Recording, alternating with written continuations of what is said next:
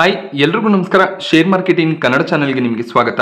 September 18ರ market ಅಪ್ಡೇಟ್ನ observe ಮಾಡೋದಾದ್ರೆ Nifty ಮತ್ತು ಸೆನ್ಸೆಕ್ಸ್ನಲ್ಲಿ ಇವತ್ತು ವೀಕ್ನೆಸ್ ನೋಡೋದಕ್ಕೆ ಸಿಕ್ಕಿದೆ. ನಿಫ್ಟಿನಲ್ಲಿ 41 ಪಾಯಿಂಟ್ಗಳಷ್ಟು ಡೌನ್ ಸೈಡ್ ನೋಡೋದಕ್ಕೆ ಸಿಕ್ತು. ಸೆನ್ಸೆಕ್ಸ್ 131 ಪಾಯಿಂಟ್ಗಳಷ್ಟು ಕರೆಕ್ಟ್ ಆಗಿದೆ. ಬ್ಯಾಂಕ್ ನಿಫ್ಟಿ ಇವತ್ತು ಪಾಸಿಟಿವ್ ಆಗಿತ್ತು. ಇವತ್ತು ಬ್ಯಾಂಕ್ ನಿಫ್ಟಿಯ ಎಕ್ಸ್ಪೈರಿ ಕೂಡ ಇತ್ತು. 561 ಪಾಯಿಂಟ್ಗಳ ಗೇನ್ನೊಂದಿಗೆ ಬ್ಯಾಂಕ್ ನಿಫ್ಟಿ ಕ್ಲೋಸಿಂಗ್ ಅನ್ನು ಕೊಟ್ಟಿದೆ. ಹಾಗೆ ನಿಫ್ಟಿ ಐಟಿ ಇಂಡೆಕ್ಸ್ ಅಲ್ಲಿ ಇವತ್ತು 3% ಕರೆಕ್ಷನ್ ನೋಡೋದಕ್ಕೆ ಸಿಕ್ಕಿದೆ. ನಿಫ್ಟಿ ಐಟಿ ಇಂಡೆಕ್ಸ್ ನಲ್ಲಿ ಒಂದು ಸ್ಟ್ರಾಂಗ್ ಮೊಮೆಂಟಮ್ ನೋಡೋದಕ್ಕೆ ಸಿಕ್ತಿತ್ತು. ಎಲ್ಲ ಐಟಿ ಸೆಕ್ಟರ್ನ ಸ್ಟಾಕ್ಗಳು ಆಲ್ ಟೈಮ್ ಹೈ ಲೆವೆಲ್ ಹತ್ರ ಈಗ ಟ್ರೇಡ್ ಆಗ್ತಿತ್ತು. ಬಟ್ ಹೈಯರ್ ಲೆವೆಲ್ನಿಂದ ಸ್ವಲ್ಪ ಪ್ರಾಫಿಟ್ ಬುಕಿಂಗ್ ಬಂದಿದೆ. ಹಾಗೆ ಇವತ್ತು ಫೆಡ್ನ ರೇಟ್ ಕಟ್ ಡಿಸಿಷನ್ಸ್ ಕೂಡ ಬರೋದಿದೆ. ಸೊ ಆ ಒಂದು ರೇಟ್ ಕಟ್ ಡಿಸಿಷನ್ನ ಬೇಸಿಸ್ ಮೇಲೆ ಕೂಡ ಸ್ವಲ್ಪ ಕರೆಕ್ಷನ್ ಬಂದಿರುವಂಥ ಚಾನ್ಸಸ್ ಇರುತ್ತೆ. 25 ಬೇಸಿಸ್ ಪಾಯಿಂಟ್ ರೇಟ್ ಕಟ್ ಬರ್ಬೋದು ಅಂತ ಸಾಕಷ್ಟು ಎಕ್ಸ್ಪರ್ಟ್ಗಳು ಪ್ರಿಡಿಕ್ಟ್ ಮಾಡಿದ್ದಾರೆ. ಅಕಸ್ಮಾತ್ ಫೆಡ್ ಏನಾದರೂ 50 ಬೇಸಿಸ್ ಪಾಯಿಂಟ್ ಅಂದರೆ 0.5% ರೇಟ್ ಕಟ್ ಅನ್ನು ಮಾಡಿದ್ರೆ ಅದು ಐಟಿ ಕಂಪನಿಗಳಿಗೆ ಪಾಸಿಟಿವ್ ಆಗುತ್ತೆ. 25 ಬೇಸಿಸ್ ಪಾಯಿಂಟ್ ರೇಟ್ ಕಟ್ ಕೂಡ ಐಟಿ ಕಂಪನಿಗಳಿಗೆ ಪಾಸಿಟಿವ್ ಆಗುತ್ತೆ. ಅವರು ಹೆಚ್ಚಿನ ಒಂದು ಲೋನ್ಸ್ಗಳನ್ನು ಕಡಿಮೆ ಇಂಟ್ರೆಸ್ಟ್ನಲ್ಲಿ ತಗೋಬೋದಾಗುತ್ತೆ. ಹಾಗೆ ಹೆಚ್ಚಿನ ಒಂದು ಸ್ಪೆಂಡಿಂಗ್ ಕೂಡ ಐಟಿ ಕಂಪನಿಗಳ ಕಡೆಯಿಂದ ನೋಡೋದಕ್ಕೆ ಸಿಗ್ಬೋದು. Over all rate cuts IT ಕಂಪನಿಗಳಿಗೆ ಪಾಸಿಟಿವ್ ಆಗಿರುತ್ತೆ. ಬಟ್ ಐಟಿ ಸ್ಟಾಕ್ಗಳಲ್ಲಿ ತುಂಬಾ ಮೊಮೆಂಟಮ್ ಬಂದಿದ್ದರಿಂದ ಇವತ್ತು ಸ್ವಲ್ಪ ಪ್ರಾಫಿಟ್ ಬುಕಿಂಗ್ ಬಂದಿದೆ. ಹಾಗೆ ನಿಫ್ಟಿಯ ಟಾಪ್ ಲೂಸರ್ ಲಿಸ್ಟ್ನಲ್ಲಿ ಎಲ್ಲ ಐಟಿ ಕಂಪನಿಗಳೇ ನೋಡೋದಕ್ಕೆ ಸಿಗ್ತದೆ. TCS, HCL ಟೆಕ್, ಇನ್ಫೋಸಿಸ್ ಎಲ್ಲ ಸ್ಟಾಕ್ಗಳಲ್ಲಿ 3% ಡೌನ್ ಸೈಡ್ ನೋಡೋದಕ್ಕೆ ಸಿಕ್ತು. ಟೆಕ್ ಮಹೀಂದ್ರ, ವಿಪ್ರೋ ಕೂಡ 2.5% ಡೌನ್ ಆಗಿದೆ. ಹಾಗೆ ನಿನ್ನೆ ಆಕ್ಸೆಂಚರ್ ಸ್ಟಾಕ್ ಪ್ರೈಸ್ನಲ್ಲಿ ಕೂಡ 5% ಡೌನ್ ಸೈಡ್ ನೋಡೋದಕ್ಕೆ ಸಿಕ್ಕಿತ್ತು. ಸೊ ಇದಕ್ಕೆ ರೀಸನ್ ಆಕ್ಸೆಂಚರ್ ತಮ್ಮ ಪ್ರಮೋಷನ್ ಸೈಕಲ್ ಅನ್ನು ಡಿಸೆಂಬರ್ನಿಂದ ಜೂನ್ಗೆ ಪುಷ್ ಮಾಡಿದ್ದಾರೆ. 2023ರ ಡಿಸೆಂಬರ್ನಲ್ಲಿ ಇಂಡಿಯಾ ಮತ್ತು ಶ್ರೀಲಂಕಾ ಎಂಪ್ಲಾಯೀಸ್ಗಳಿಗೆ ಸ್ಯಾಲ್ರಿ ಹೈಕ್ಸ್ ಅನ್ನು ಕೂಡ ಆಕ್ಸೆಂಚರ್ ಕೊಟ್ಟಿರಲಿಲ್ಲ. ಈ ವರ್ಷ ಸ್ಯಾಲ್ರಿ ಹೈಕ್ಸ್ ಅನ್ನು ಕೊಡ್ತೀವಿ, ಬಟ್ ಪ್ರಮೋಷನ್ ಸೈಕಲ್ ಅನ್ನು ಪೋಸ್ಟ್ಪೋನ್ ಮಾಡ್ತಿದೀವಿ ಅಂತ ಹೇಳಿದ್ದಾರೆ. ಈ ರೀತಿಯ ಸ್ಟೇಟ್ಮೆಂಟ್ಗಳು ಐಟಿ ಕಂಪನಿಗಳ ಕಡೆಯಿಂದ ಬಂದಾಗ ಏನಾದರೂ ಪ್ರಾಬ್ಲಮ್ ಐಟಿ ಇಂಡಸ್ಟ್ರಿಯಲ್ಲಿ ಇದೆಯಾ ಅನ್ನುವಂಥ ಒಂದು ನೆಗೆಟಿವ್ ಒಪಿನಿಯನ್ ಕ್ರಿಯೇಟ್ ಆಗುತ್ತೆ. ಆದ್ರಿಂದ ಸ್ಟಾಕ್ ಪ್ರೈಸ್ ನಲ್ಲಿ ವೀಕ್ನೆಸ್ ಕೂಡ ನೋಡೋದಕ್ಕೆ ಸಿಗುತ್ತೆ. ಸೊ ಆಕ್ಸೆಂಚರ್ ಸ್ಟಾಕ್ನ ಈ ಒಂದು ಪ್ರೆಷರ್ ಏನಿದೆ ಅದು ಇಂಡಿಯನ್ ಐಟಿ ಸ್ಟಾಕ್ಗಳಲ್ಲಿ ಕೂಡ ನೋಡೋದಕ್ಕೆ ಸಿಕ್ಕಿದೆ. ಆದ್ರಿಂದ ಐಟಿ ಸೆಕ್ಟರ್ನ ಸ್ಟಾಕ್ಗಳಲ್ಲಿ ವೀಕ್ನೆಸ್ ನೋಡೋದಕ್ಕೆ ಸಿಕ್ಕಿರ್ಬೋದು. ಸೊ ಫೆಡ್ನ ಡಿಸಿಷನ್ ತುಂಬಾ ಇಂಪಾರ್ಟೆಂಟ್ ಆಗುತ್ತೆ. 25 ಅಥವಾ 50 ಬೇಸಿಸ್ ಪಾಯಿಂಟ್ ರೇಟ್ ಕಟ್ ಆದರೆ ಅದು ಐಟಿ ಕಂಪನಿಗಳಿಗೆ ಪಾಸಿಟಿವ್ ಆಗಿ ಮತ್ತೆ ಐಟಿ ಸ್ಟಾಕ್ಗಳು ರಿಕವರ್ ಆಗುವಂಥ ಚಾನ್ಸಸ್ ಇರುತ್ತೆ. ಸೊ TCSನಲ್ಲಿ ಇವತ್ತು 3.5% ಡೌನ್ ಸೈಡ್ ನೋಡೋದಕ್ಕೆ ಸಿಕ್ಕಿದ್ರು ಕೂಡ ಒಂದು ಪಾಸಿಟಿವ್ ನ್ಯೂಸ್ ಕೂಡ ನೋಡೋದಕ್ಕೆ ಸಿಕ್ಕಿದೆ. ಫಿಲಿಪೈನ್ಸ್ನ ಮೆಕ್ಡೊನಾಲ್ಡ್ಸ್ನ ಜೊತೆಯಲ್ಲಿ ಒಂದು ಡೀಲನ್ನು ಇವರು ಸೈನ್ ಮಾಡಿದ್ದಾರೆ. ಸೊ ಇದು 2 ವರ್ಷದ ಕಾಂಟ್ರಾಕ್ಟ್ ಆಗಿರುತ್ತೆ. ಫಿಲಿಪೈನ್ಸ್ನಲ್ಲಿರುವಂಥ ಮೆಕ್ಡೊನಾಲ್ಡ್ಸ್ನ 760 ರೆಸ್ಟೋರೆಂಟ್ಸ್ಗಳನ್ನ ಡಿಜಿಟಲೈಸ್ ಮಾಡೋದಕ್ಕೆ ಈ ಒಂದು ಕಾಂಟ್ರಾಕ್ಟನ್ನು TCS ಸೈನ್ ಮಾಡಿದ್ದಾರೆ. ಇದು TCSಗೆ ಪಾಸಿಟಿವ್ ನ್ಯೂಸ್ ಆಗಿದೆ. ನಿಫ್ಟಿಯ ಟಾಪ್ ಗೇನರ್ ಲಿಸ್ಟ್ನಲ್ಲಿ ಶ್ರೀರಾಮ್ ಫಿನಾನ್ಸ್ ನೋಡೋದಕ್ಕೆ ಸಿಕ್ತು. ಶ್ರೀರಾಮ್ ಫಿನಾನ್ಸ್ನ ಸ್ಟ್ರಾಂಗ್ ಮೂಮೆಂಟಮ್ ಕಂಟಿನ್ಯೂ ಆಗ್ತದೆ. ಇವತ್ತು ಕೂಡ ಸ್ಟಾಕ್ 4.5% ಗೇನ್ ಆಯಿತು. ಸಾಕಷ್ಟು ಬ್ರೋಕರೇಜ್ಗಳು 3500ರವರೆಗೂ ಟಾರ್ಗೆಟ್ಸನ್ನು ಶ್ರೀರಾಮ್ ಫಿನಾನ್ಸ್ಗೆ ಕೊಟ್ಟಿದ್ರು.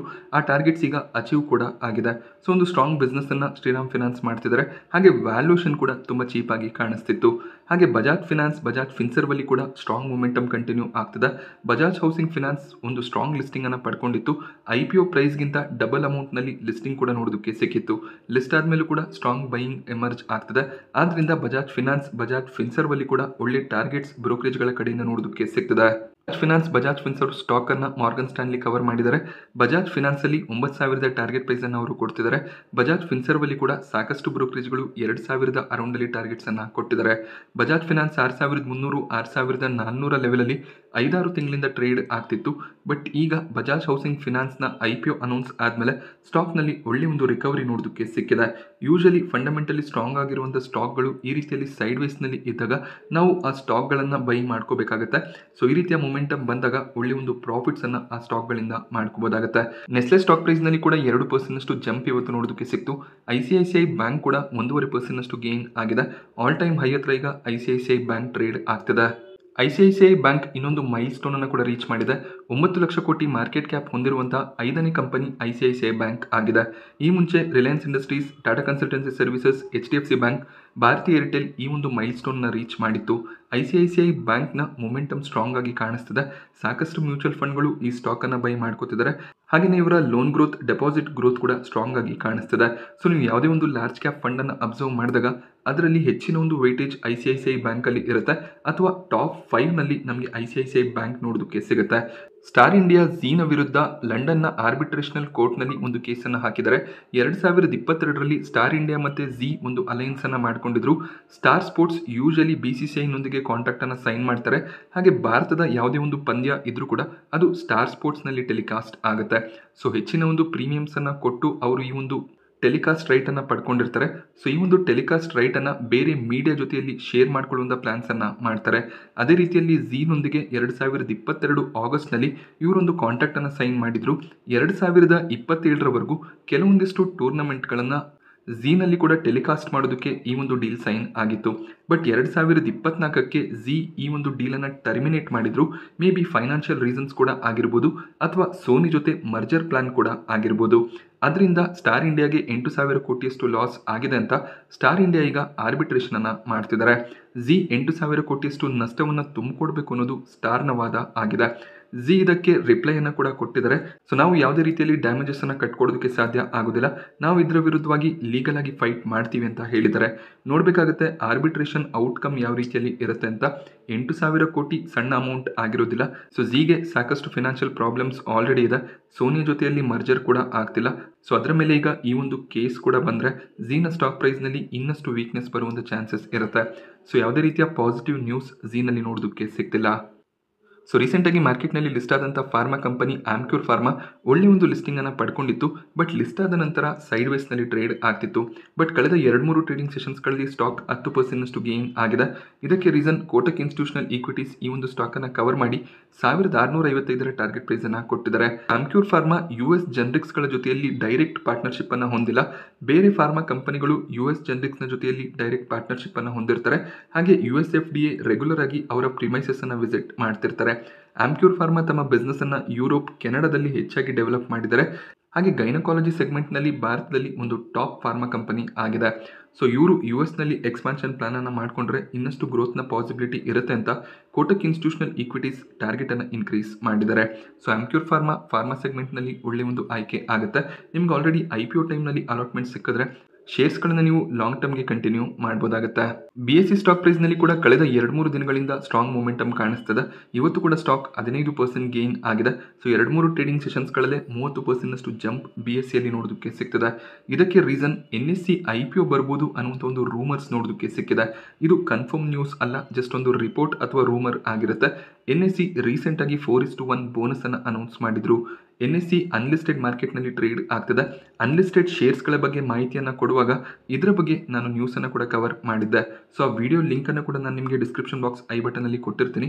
ಸೊ ಆ ವಿಡಿಯೋನ ಕೂಡ ನೀವು ನೋಡ್ಬೋದಾಗುತ್ತೆ. ಆಗ NSE ಸ್ಟಾಕ್ ಪ್ರೈಸ್ 6,000 ಅರೌಂಡಲ್ಲಿ ಇತ್ತು. ಸೊ ಆ ಒಂದು ಪ್ರೈಸ್ನಲ್ಲಿ IPO ಪ್ರೈಸ್ ಫಿಕ್ಸ್ ಮಾಡೋದಕ್ಕೆ ಸಾಧ್ಯ ಆಗೋದಿಲ್ಲ. ಆದ್ರಿಂದ NSE ಬೋನಸ್ ಅನ್ನು ಇಶ್ಯೂ ಮಾಡಿದರೆ ಅನ್ನುವಂಥ ರೂಮರ್ ಈಗ ನೋಡೋದಕ್ಕೆ ಸಿಗ್ತದೆ. ಆದಷ್ಟು ಬೇಗ NSE IPOನ ತರಬಹುದು ಅನ್ನುವಂಥ ನ್ಯೂಸ್ ಇದೆ. ಇದರಿಂದ BSE ಸ್ಟಾಕ್ ಪ್ರೈಸ್ನಲ್ಲಿ ಸ್ಟ್ರಾಂಗ್ ಜಂಪ್ ನೋಡೋದಕ್ಕೆ ಸಿಗ್ತದೆ. ಇದಕ್ಕೆ ರೀಸನ್ NSEಗೆ ಕಂಪೇರ್ ಮಾಡಿದಾಗ BSEಯ ವ್ಯಾಲ್ಯೂಯೇಷನ್ ಚೀಪ್ ಆಗುತ್ತೆ, ರೀರೇಟಿಂಗ್ನ ಪಾಸಿಬಿಲಿಟಿ ಇರುತ್ತೆ. ಸೊ ಆದ್ರಿಂದ BSEಯಲ್ಲಿ ಇನ್ನಷ್ಟು ಮೊಮೆಂಟಮ್ ಬರ್ಬೋದು ಅಂತ ಸ್ಟಾಕ್ ಪ್ರೈಸ್ನಲ್ಲಿ ಆಲ್ರೆಡಿ ಮೊಮೆಂಟಮ್ ಸ್ಟಾರ್ಟ್ ಆಗಿದೆ. ಟೊರೆಂಟ್ ಪವರ್ ಸ್ಟಾಕ್ ಪ್ರೈಸ್ನಲ್ಲಿ ಇವತ್ತು 9% ಅರೌಂಡಲ್ಲಿ ಜಂಪ್ ನೋಡೋದಕ್ಕೆ ಸಿಕ್ತು.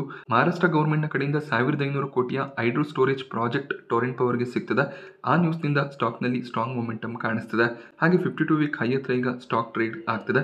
ಸೊ ಬೇರೆ ಪವರ್ ಕಂಪನಿಗಳ ರೀತಿಯಲ್ಲೇ ಟೊರೆಂಟ್ ಪವರ್ ಕೂಡ ಒಳ್ಳೆ ಒಂದು ಬಿಸ್ನೆಸ್ ಅನ್ನ ಮಾಡ್ತಿದ್ದಾರೆ. ಸಾಕಷ್ಟು ಪ್ರಾಜೆಕ್ಟ್ಸ್ಗಳು ಕೂಡ ಕಂಪನಿಗೆ ಸಿಗ್ತದೆ. Reliance infrastructure, Reliance power stock ಪ್ರೈಸ್ನಲ್ಲಿ ಇವತ್ತು ಅಪರ್ ಸರ್ಕ್ಯೂಟ್ಸ್ ನೋಡೋದಕ್ಕೆ ಸಿಕ್ತು.